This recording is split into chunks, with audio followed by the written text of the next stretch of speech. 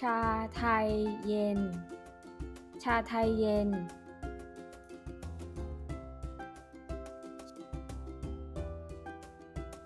หวานน้อย หวานน้อย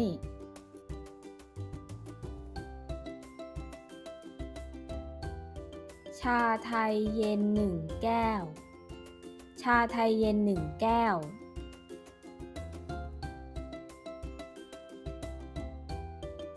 ชาไทยเย็นแก้วละเท่าไหร่ ชาไทยเย็นแก้วละเท่าไหร่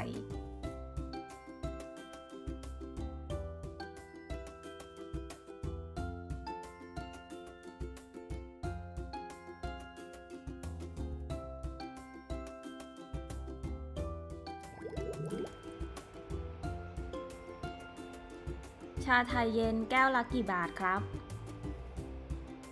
แก้วละ40 บาทค่ะ เอาแก้วหนึ่งครับ แก้วเดียวนะคะ แก้วเดียวครับ ได้ค่ะ นี่ครับ เงินทอน60 บาทค่ะ ขอบคุณค่ะ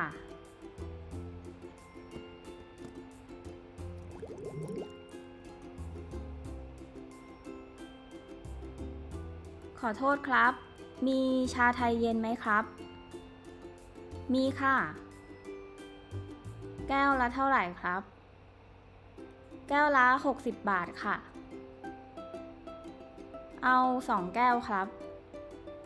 ขอหวานน้อยทั้ง2 แก้วเลยนะครับ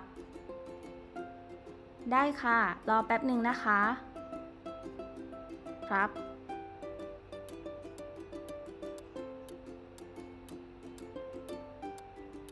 ชาไทยเย็นหวานน้อย2 แก้วได้แล้วค่ะของผมครับ ทั้งหมดกี่บาทครับ120 บาทค่ะ นี่ครับ ขอบคุณค่ะ โอกาสหน้าเชิญใหม่นะคะ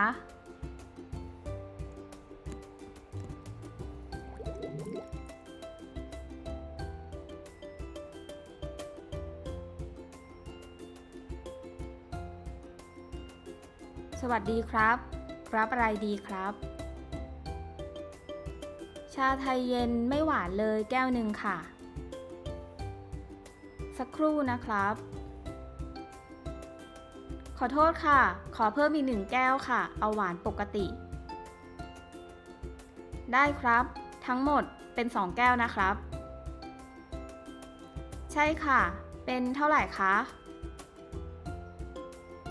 ทั้งหมด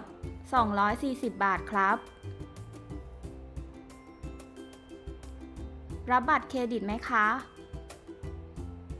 รับครับ นี่ค่ะ